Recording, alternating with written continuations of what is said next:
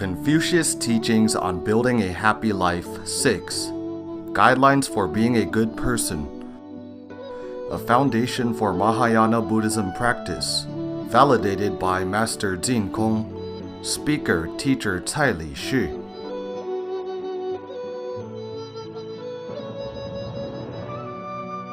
Elaborating Dizigui in detail 6. Hello, my friends. Good evening to you all.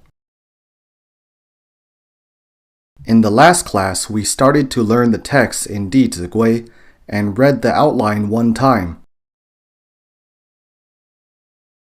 Let's turn to page 60, Dizigui Outline.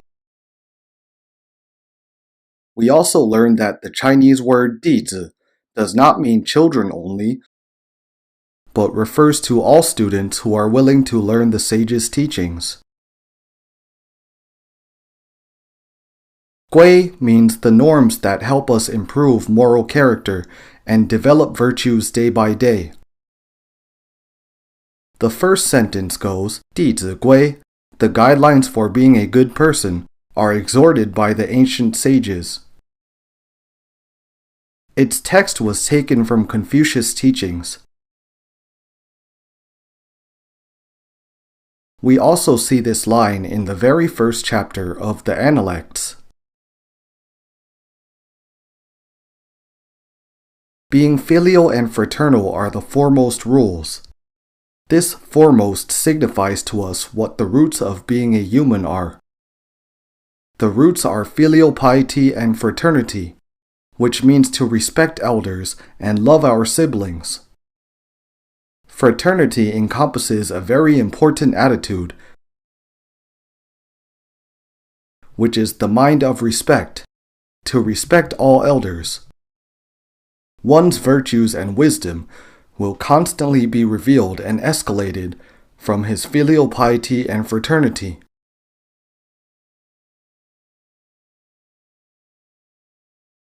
As long as one genuinely practices these two roots, he is bound to succeed in harmonizing his family, governing a country, and bringing peace to the world.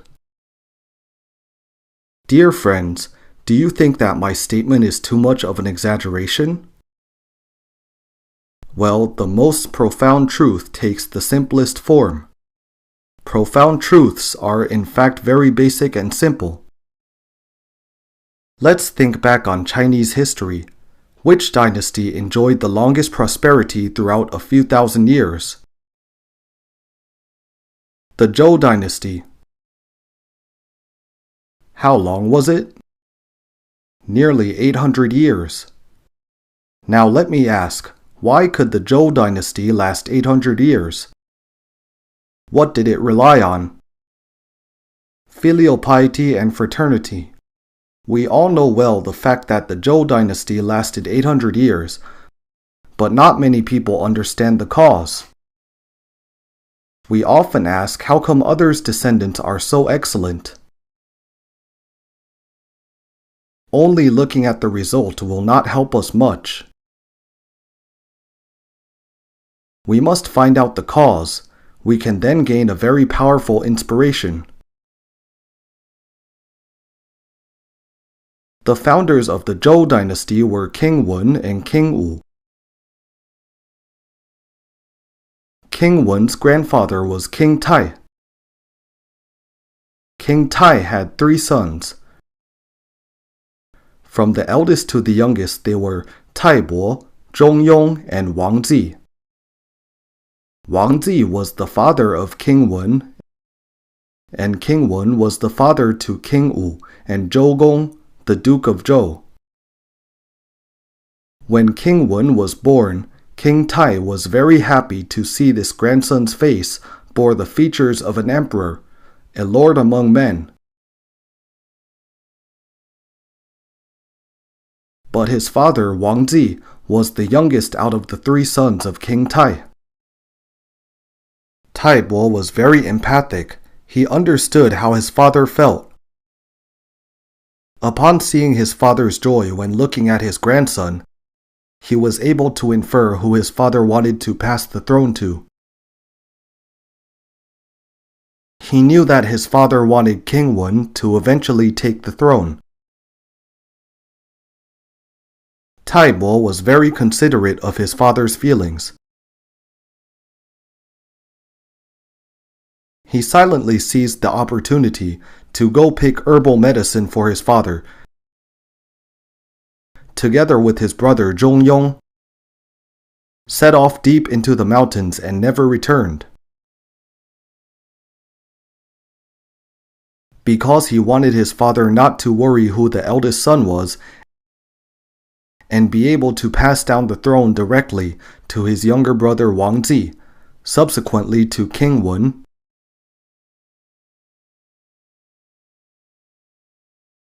Dear friends, the siblings in this family were willing to give away everything to each other, even the emperor's throne. What virtues has this action of giving up the throne achieved? Filial piety. Taibo and Zhongyong were able to understand their father's feelings and fulfill his wish. Furthermore, it also demonstrated the fraternity between siblings. If they were willing to even give up the throne, is there anything else that they cannot let go of? Besides demonstrating filial piety and fraternity, what other virtues had they achieved through their actions? Loyalty. They were loyal to all citizens of the entire nation. Because of this single sacrifice, it allowed a sage king through their actions to lead the people of the entire nation. This one act of yielding demonstrated true virtues and a genuinely good family tradition. This is why Confucius praised Taibo and Zhongyong as the exemplar of the utmost virtues. Without utmost virtue, a person certainly could not do what they did. Their family spirit includes filial piety as well as fraternity. In the records of history, King Wen greeted his father Wang Zi in the morning, at noon, and in the evening, 3 times each day. As the ancients said, greeting parents in the morning and at night is the duty of children. By greeting his father 3 times a day, King Wen could firstly observe his complexion and his eating situation. King Wen would be very pleased if his father ate well. If not, he would be very worried. Observing King Wen as such a good role model of filial piety, his sons King Wu and Zhou Gong also learned it very well. Therefore, King Wu was very filial to King Wen as well. On one occasion, King Wen fell ill. King Wu took care of him for 12 days without resting, never even loosening his belt or removing his hat. Because of King Wu's great filial piety, his father gradually recovered from his sickness. A Chinese proverb goes, "One will be in high spirit when experiencing happy events." What could bring parents more joy than seeing their children being filial? When people are happy, their immune system is boosted. This has been scientifically proven. The filial piety of King Wen and King Wu has been passed down. When one family practices filial piety, the entire country prospers with filial piety.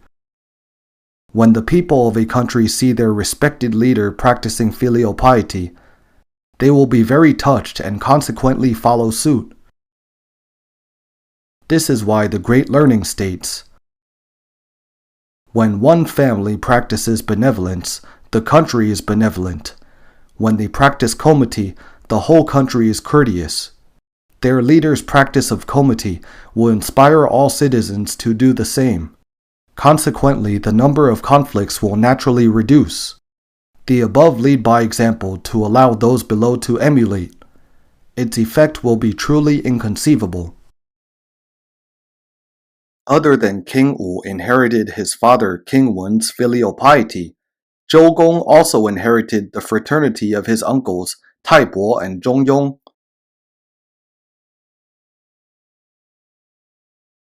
One time, King Wu fell ill. Zhou Gong went to their ancestral temple, which was called Tai Miao back then. He wrote a prayer and swore that he was willing to give up as many years of his life as he could to prolong his elder brother King Wu's life. We can deeply feel Zhou Gong's fraternity as well as his sincere wishes for his elder brother's health and longevity to allow him to govern and bring peace to the nation. After Zhou Gong finished reading his prayer, his devout sincerity elicited a good response that King Wu's health gradually recovered.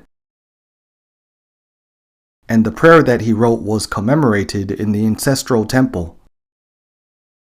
Sometime later, after King Wu had passed away, his son, King Cheng, inherited the throne and was aided by Zhou Gong due to his young age. Before his passing, King Wu had chosen a few teachers for King Cheng.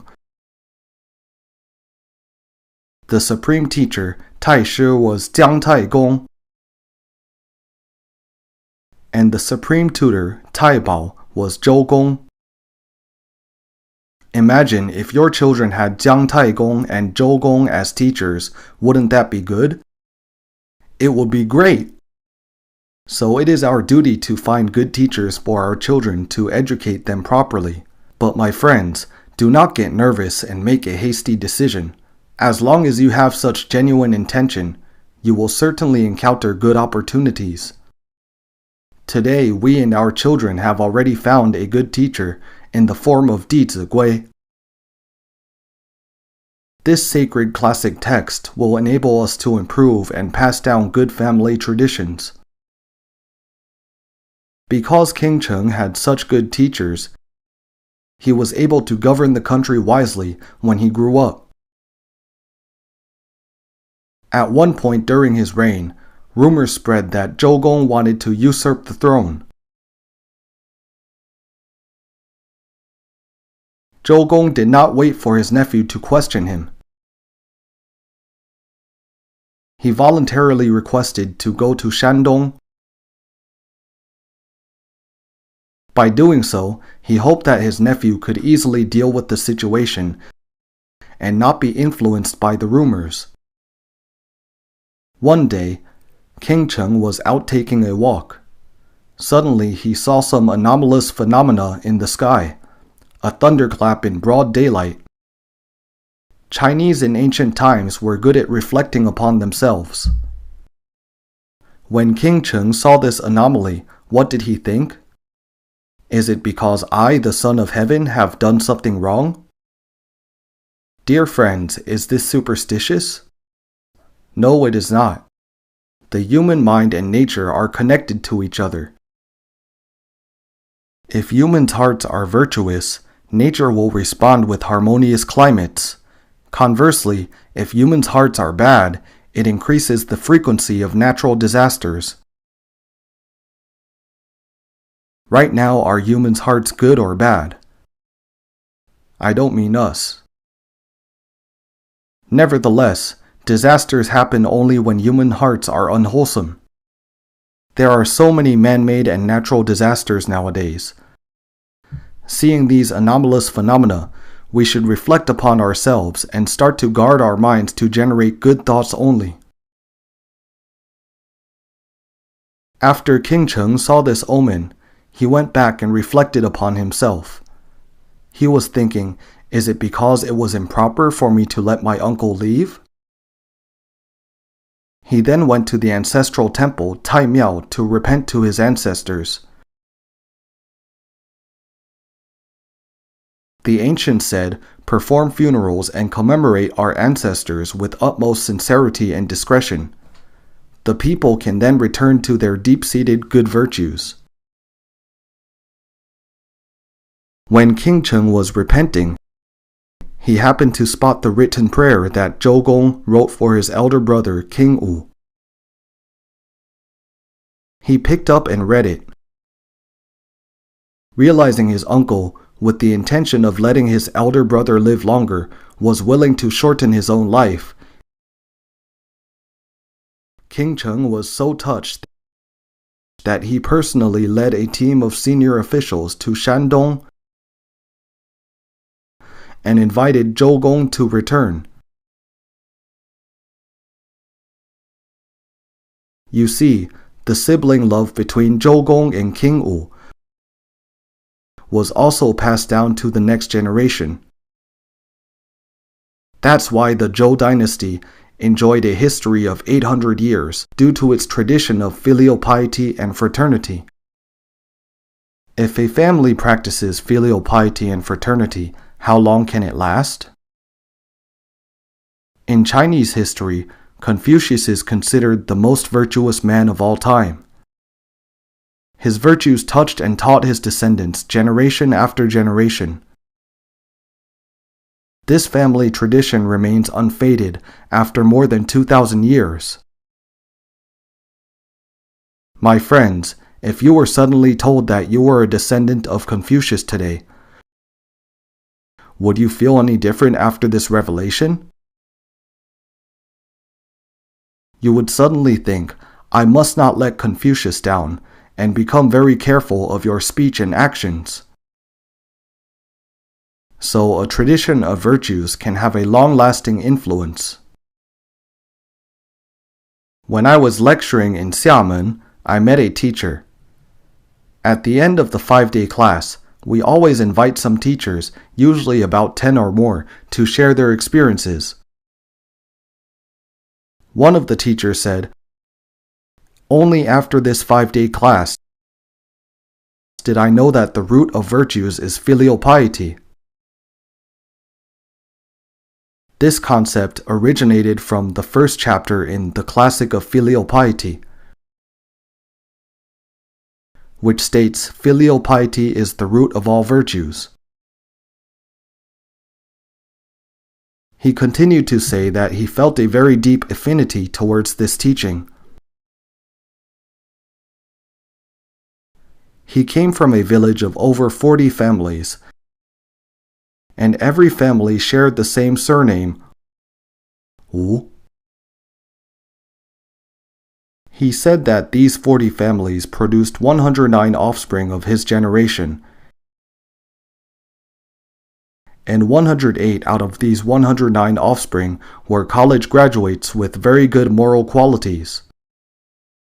The 109th child had also enrolled in the university, but decided to suspend it after 2 years' study due to some special reasons. We could say that the entire generation had the equivalent qualifications of a college graduate. He continued to say that he now understood why his generation was so prosperous. It is because all of the elders in their village always told them, every time when you get days off from school or work, you must remember to return home to visit your parents. Each year on Chinese New Year's Day, they always go to temples with their parents to worship and pray for blessings. They would never do anything else. How many of your children accompanied you to temples on New Year's Day this year? Please raise your hands. In addition, their tradition is kept strong throughout the entire extended family. Apart from visiting their parents, they would also visit each family in the village to pay their New Year's call to all of the elders. What did they put into practice? Respect to all elders, a fraternal love. After paying respects to the elders, these youngsters of the same generation would gather together in the village's primary school and discuss what they had learned from their schools or jobs. They got together to share experiences and learn from each other. What have they demonstrated? The enthusiasm for learning. They have shown filial piety, fraternity, and genuine eagerness to learn. How come the next generation of this village could have such good development? It is surely not a coincidence. Nor is it a good feng shui of the dragon's lair. The feng shui and the environment of a location will actually change in accordance with people's minds. That's why Confucius said, being filial and fraternal are the foremost rules. What would happen when one genuinely implements filial piety and fraternity? He will be able to put himself in others' shoes. If he is filial to his own parents, he will respect others' parents as well. This concept is taught in Dizigui. Serve the elders of your parents' generation like serving your own parents, and serve the elders of your big brother's generation like serving your own big brother. My friends, due to my past experience as a primary school teacher, I have developed a bad habit and particularly like to give tests. During these few days of classes, I will test you on the previous lessons. In seeking knowledge and wisdom, it is very important to have the proper attitude. Not only should we study and practice what we have learned, but also preview what we are going to learn. So, my friends, I hope that you use these few days to get familiar with the full text of Dizigui. This way, when we mention them in class, you will have a stronger affinity and think, oh, I know this sentence. The effect of your learning will surely be exceptional. Some of our classmates could not make it to the morning lecture. We thus provided a prescription in the afternoon. It is very effective. I guarantee that both your virtues and wisdom will ascend to a higher level. This prescription is to read Dizigui once every morning and night. In the morning, it is to remind ourselves to implement these teachings today. In the evening, as we read, we reflect on our actions and attitude of the day. We encourage ourselves to keep up with what we have corresponded to the teachings, and remind ourselves to rectify what we have not corresponded to. One recitation in the morning and one in the evening. When you read it in the evening, do not wait until right before going to bed, otherwise you might fall asleep before even starting to read. It would be best to read it as soon as coming home from work, after washing up and before eating dinner. This is a perfect opportunity to evaluate and reflect upon our conduct that day. Being filial and fraternal are the foremost rules, followed by being cautious and trustworthy. We must be cautious with our speech and actions. We should lead a routine life, not a chaotic and undisciplined one. If we are not even capable of taking care of ourselves, how could we shoulder family responsibility? The Chinese character of credibility is a compound ideograph. It is comprised of two radicals, person and speech. Dizigui states, when I speak, credibility is foremost. Confucius once said, those without credibility will have no place in society. If a person has no credibility, it will be very difficult for him to have a place in society. Confucius placed particular emphasis on 4 types of learning. The first is virtues. The second is the art of speech. The third is administrative talent, and the fourth is literary arts. Why is the art of speech second only to virtues? Because during interpersonal interactions, what medium do we use most frequently? Speech. Confucius said, one single sentence may bring a country prosperity or decay. By this token, a single sentence may bring a family harmony or endless conflict. As you can see, learning how to speak properly is very important. Next, love all equally, but become close to the benevolent ones. Love all equally means to show compassion to all people without discrimination. In today's terms, we call this the law of interpersonal relations, how to interact with others harmoniously. You see, Dizigui is still relevant even today. It places great importance on human relations. The next line is, become close to the benevolent ones. If we can constantly keep close to benevolent people, we will be able to elevate our own virtues and wisdom. The ancients said, when being in a room full of orchids for a long time, you will no longer notice their fragrance. This means, if we surround ourselves with good people every day, our virtues will naturally be elevated. For the same reason, if we stay in a fish market for a long time, the putrid odor ceases to be offensive. In other words, if we always associate ourselves with a pack of scoundrels, our speech and conduct will surely become more and more vulgar by the day. Therefore, staying close to benevolent people is very important. Only by choosing the right associates can we then grow our own wisdom. And only when we have wisdom can we make the right decisions in life. Our life will then become smoother and smoother. If we fail to make the right decisions, our life journey will become increasingly burdensome. Lastly, having practiced all of the above, I can then expand my horizons to study the literary arts. When we have built a firm foundation of the virtues mentioned above, with spare time, we can then read some good literary writings.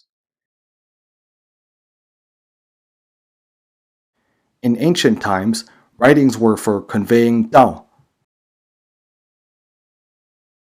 Therefore, the ancient Chinese were extremely careful when writing articles. They made sure what they wrote would benefit future generations. How do people today write articles? They write whatever they feel, with no consideration of whether it will cause chaos in the world. They surely are not cautious enough with their own speech and actions. So when reading literature, it gives us more insurance to read the writings of ancient saints and sages. Because these writings have stood the test for thousands of years and have proven that they can indeed reveal the wisdom within us. This is the meaning of having practiced all of the above, I can then expand my horizon to study the literary arts. Let's go on to the body of the scripture, the title of the first chapter, Be Filial to Parents at Home. Dear friends, do you feel like not having enough time in a day? Have you ever felt this way? Yes, so it is not easy for us to find even 2 hours a day for reading. We must use our free time efficiently. In other words, we must seize our free time to be productive. We can carry the text of Dizigui with us wherever we go. I always carry a collection of ancient mottos in my bag. Whenever I have a minute, I will take it out and recite a few sentences. By accumulating day by day and month after month, a constant drip of water can erode its way through stone. Don't underestimate the accumulation of studying 10 or 20 minutes every day. Dizigui teaches us, set a loose schedule but apply tight efforts. When our efforts have reached a certain level, obstacles will be dissolved. Let's take a look at this compound ideographic character for filial piety. On top is the character of elder, on the bottom is child. Elder signifies the senior generation, while child refers to the younger generation. The older generation and the younger generation combine together as a unity. This is the meaning of filial piety. Let's take a look. The elder generation should keep in mind to educate the younger generation properly. But do parents nowadays have this attitude? During my career as a teacher, I often heard parents who were not considered highly educated reveal their wishes. They said, "I only wish that my child does not become a burden to society. This is my greatest responsibility as a parent." They may not have a high degree, but when I heard these words, it always struck me with awe. They understood that to properly educate their children is their most important life duty. Parents should keep in mind to educate their children properly. However, we must find the proper approach to educate children. In China, there is a very important text on the philosophy of education, that is, record on the subject of education from the Book of Rites. It mentions what education is, which states to educate is to promote one's good elements and save one from his faults. This sentence encapsulates the two main axes of education. In order to educate our children properly, we must be clear about what goodness we should help them to grow, and what bad habits we must help them to avoid and correct. As the three-character classic teaches, without proper education, people would deviate from their innate nature. That's why as parents we must quickly save children from repeating their bad habits. When should we save them? Right now, with no delay. Because learning is like sailing up a river. We will drift away with the current if we do not sail forward. My friends, let us take into consideration which habits and behaviors of today need to be rectified immediately. My friends, feel free to answer. You should have more experience than me. Okay, talking back to parents. People of the past, their words carried weight like a pot needs to be supported by 9 ding. While children today respond to parents' talk with 9 ding too. However, they are different characters with the same sound. This implies that children today are very good at talking back. What else? Lazy, rebellious? Anything else? Selfish. How come it is all females answering? Those who are fathers say nothing? This is not acceptable. We should care very much about our own children. Anything else? Indifference. No sense of responsibility, right? Let's add one last thing. No disciplined daily routine in their life. These 6 will suffice. Sometimes many friends are very inspired and come up with 10 big sins. In Haikou, we opened a Sinology Enlightenment Center. A lot of parents came to discuss with us their problems in educating children. This property, used for our lectures and classes, is very big. From the front door to the office, it is about a 30-second walk. Once I accompanied a parent walking to my office. As soon as she saw me, she couldn't help but complain unceasingly. "My child is selfish, lazy, and always talks back." She kept complaining without a draft. I thought she might be getting thirsty, so I quickly said to her, "Please take a seat. Let me get you a glass of water." After she sipped some water, I started to ask her, "Your child being selfish is the result, but what is the cause of it?"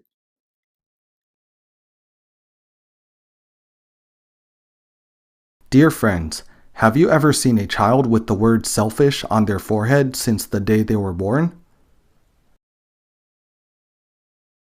Being lazy is the effect. What is the cause?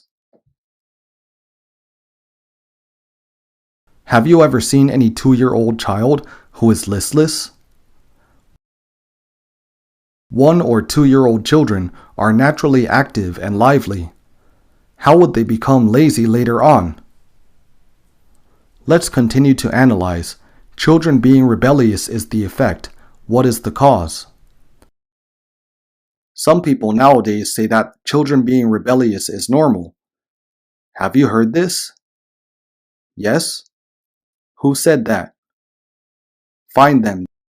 They are misleading you.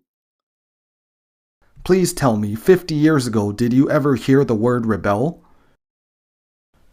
In the literature of China's history, have you ever read the phrase rebellious child? No, never heard of it. In over 4,000 years of Chinese history, there is nothing at all about rebellious children, yet we have managed to create it in the past 2 or 3 decades. Isn't our capability amazing? In over 4,000 years of history, why was there never a rebellious younger generation? But within these last few decades, the rebellious children are growing quickly. It is not a coincidence. Do children receive the teachings of ancient sages nowadays? Are they taught the values of filial piety and fraternity? No. Since they do not have the mind of filial piety and respect, of course their speech and behavior will offend their parents. I recalled my childhood and wondered if I had ever been rebellious. So I once cautiously asked my mother, "Mom, have I ever been rebellious?" My mom thought for a while and said, "No." What attitude should we have towards our fathers? Respect and fear. So a father must be very dignified. When we respect and fear our fathers, it is impossible that we become rebellious. But why would a father be able to invoke our respect and fear? Most important is that they practice what they preach. My own father is exceptionally filial. He sets a good example for us. So we were very respectful towards him from a young age. Impossible to rebel. Children today being rebellious, we as parents should introspect ourselves. How come our children do not treat us with respect? It could be that we say one thing and do another. Some parents sit and play mahjong while telling their children, "Go study. I'll count to 3. Children linger on the TV screen, leave gradually, then hide behind the wall to watch for a long time. The mother gets angry and says, "Last warning or I will get the stick." Only then does the child reluctantly start going upstairs. When they sit down, their body is in front of the desk. But where is their mind?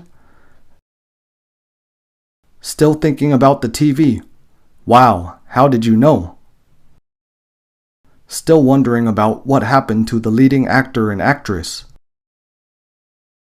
When the parents do not act as a good role model, will their children be convinced? Of course not. They think you tell us to speak politely to you, but you are rude to my grandparents. This feeling will accumulate within them. When will it erupt? When they are as tall as you and their fists as big as yours, will they still listen to you? They will no longer listen to you. So being rebellious is the result. The root cause is that children have never developed the attitudes of filial piety and respect to their parents.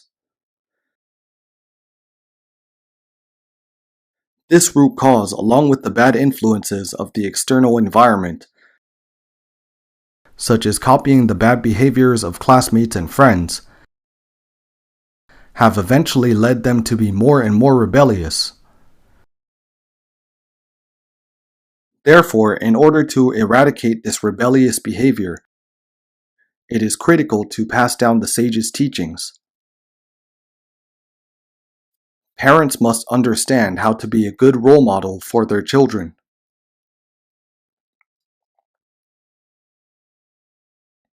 Okay, let's continue to analyze. Where does selfishness emerge from? My friends, starting from today, whenever you encounter situations, you should think, today my colleague yelled at me. That is the effect. What is the root cause? Today other people's children being well behaved is the effect. What is the cause? A married couple having a very harmonious relationship is the effect. What is the cause? When we understand to look for the root cause in every situation, we will be able to grow our wisdom day by day. When we have diagnosed the root cause of problems, we can quickly find the solutions and quickly turn around a lot of situations and improve the outcome. Let's imagine a scenario. A couple is having dinner with their child. The grandparents are also there. The mother picks up the first bite of food. My friends, who does she give it to? The child. Standard answer, let's give her a hand.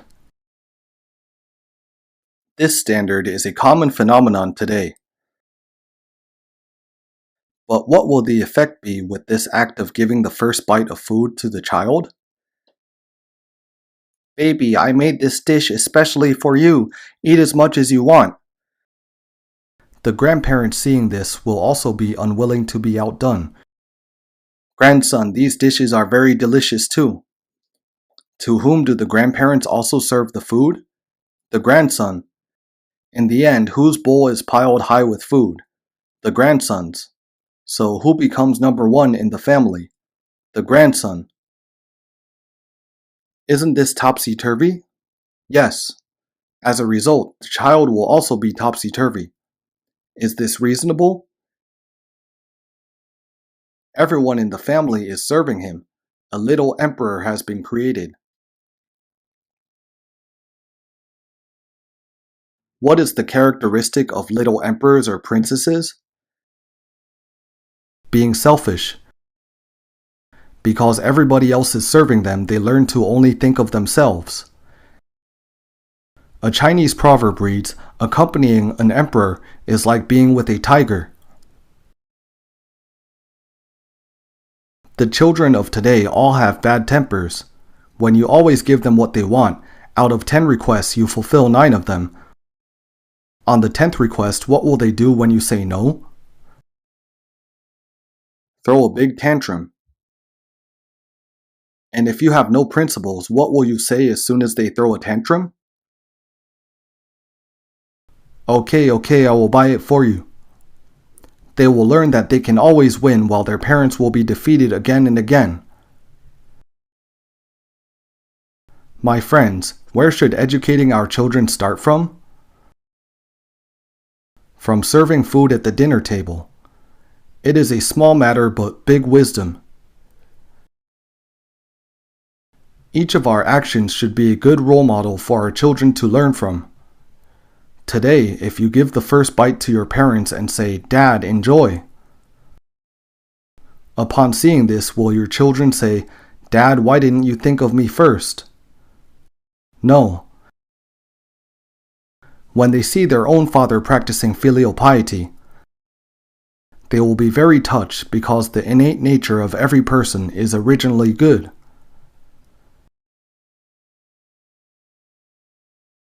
The Great Learning states, once we know the proper order of matters, we are one step closer to the Tao. If we make sure to follow the proper order in whatever we do, we will establish the Tao. Therefore, when you serve food in the proper order, you are simultaneously teaching your children the Tao of being a child. When we open the refrigerator and take out some fruits, who should we give it to first? My father always distributes the fruits in the proper order.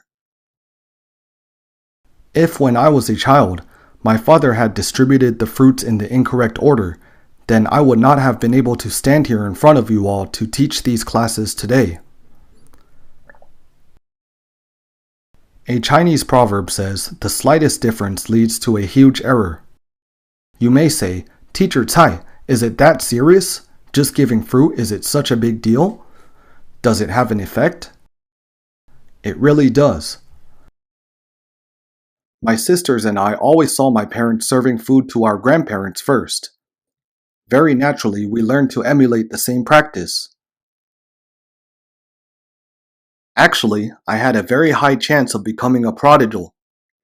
Can you tell? Because I was the only son as well as the eldest grandson and great-grandson, owing to the fact that my grandfather was the oldest son. I remember when I was young, one time we went to sweep my great-grandma's tomb. At that time I was about 3 or 4 years old. When I knelt down and raised my head, I suddenly saw two characters. My eyes lit up. I saw my own name engraved on the top spot of the tombstone. Immediately, I raised my head and stuck my chest out. I felt a sense of mission that I had to try the best for my family's future prosperity. The Chinese tradition of placing importance on the eldest son and grandson is not without reason, because this way, every descendant of the same generation will have someone to look up to as their good role model. The family will then be able to preserve its prosperity. If my parents had spoiled me, my grandparents spoiled me as well. I certainly would not have learned the sage's teachings today. I would probably have been wasting money extravagantly somewhere long ago. So educating our children is very important. Nowadays, when parents take fruits out from the refrigerator, do they give it to the grandparents first? I heard that some mothers would buy some very expensive fruits and hide it away. How come some of you started laughing? Is it because your heart resonated with it? They hide it. As soon as the grandparents go to bed, what do? Quickly take it out. "Son, come here quick. Mommy bought this fruit especially for you." The son happily eats the fruit. He also thoroughly learns his mother's way. Opposed to your expectation, who will he buy fruit for once he earns money in the future? His son. Some people respond without hesitation. He will buy it for his wife. If we use likes and likes to educate our children, they will learn likes and dislikes rather than gratitude and righteousness. That's why we must follow the Tao and demonstrate filial piety to bring out the innate goodness of our children. We have now found the root cause of this selfishness. We must firstly work on filial piety and being considerate of others. As parents, we must set a good example. Dear friends, if your child is already a teenager, is it too late to correct them? We must have faith in the opening line of the three-character classic. People originally have an inherently good nature. In fact, it is not that other people cannot be changed. It is that we have been defeated by ourselves. When we have no faith, many things will not be able to be accomplished. Our classes in China are attended by audience members from all social statuses and all ages. There were many middle schoolers attending as well. One middle schooler attended the classes for 5 days. She made great improvements every day when she went home. Her aunt was very puzzled and thought, how come a teenager could change so much after attending these classes? On the 5th day, her aunt went to the place where we held classes to look for us. Unfortunately, we had left for the day. She asked the staff of the hotel for our phone number and got in contact with us. She said, "My niece has made such big improvements every day after coming back from your class. No matter if it is towards her parents or others, her attitude has become very good." She could feel that Chinese traditional culture indeed has great power. She said, "Can I hand my 2-year-old and 4-year-old children to you to teach?" You see, parents today, when they encounter a good chance, they do not think of teaching by themselves, but just push to the teachers. We told her, "Our teachers are all from Haikou and Shenzhen. It is too far." She continued, "It's okay. I can send them to you from Beijing to Shenzhen." This case proves to us that even a teenager can make very big improvements. There is another example of a 40-year-old man. When I was lecturing in Tianmu Mountain in Hangzhou, he was sent by the sponsor to be my bodyguard. Because the audience numbered 400 or 500, he helped manage the crowd. For example, if I need to take a break, he would tell the audience, "It's the teacher's break time, it's not a good time to talk now."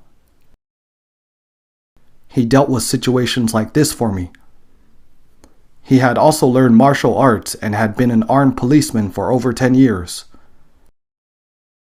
On the third day of the classes, he escorted us to lunch after the class ended. On the way to the restaurant, he kept saying, "Great, great, it's really too great." None of us understood what he was talking about, but we could feel that he was genuinely joyful. When we arrived at the restaurant, he said to me, "Teacher Tsai, my feeling at this moment can only be described with the language of a 3-year-old. That is, it is too great." He continued, "I have lived for 40 years and finally know what I have done wrong in life." Upon hearing what he said, we felt very sorry and sad for him. A strong 40-year-old man, it is not that he was unwilling to learn. What is it? It is that nobody had ever taught him. You see, he had such a great attitude, as happy as a newborn baby right after he had learned. He said he knew now why his wife divorced him, why his children would not communicate with him, and why his colleagues kept a distance from him and were afraid of him. He finally found the root cause of all these problems. He told me that as soon as he got home, the first thing he would do would be to call his ex-wife and have a proper discussion. We are not sages. Who among us has never made mistakes? When we can rectify our mistakes, there is no greater goodness than this. During breakfast on the 4th day, he said, "Teacher Tsai, please sit here for a while. I would like to chat with you." I could feel that the atmosphere was a little bit strange.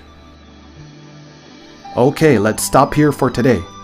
In the next class, I will continue the story. Thank you everybody for listening.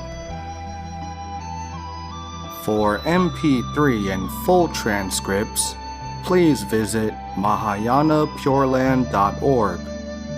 No copyright. Welcome to Circulate. Infinite merits to propagate. Filial to parents, respect to teachers.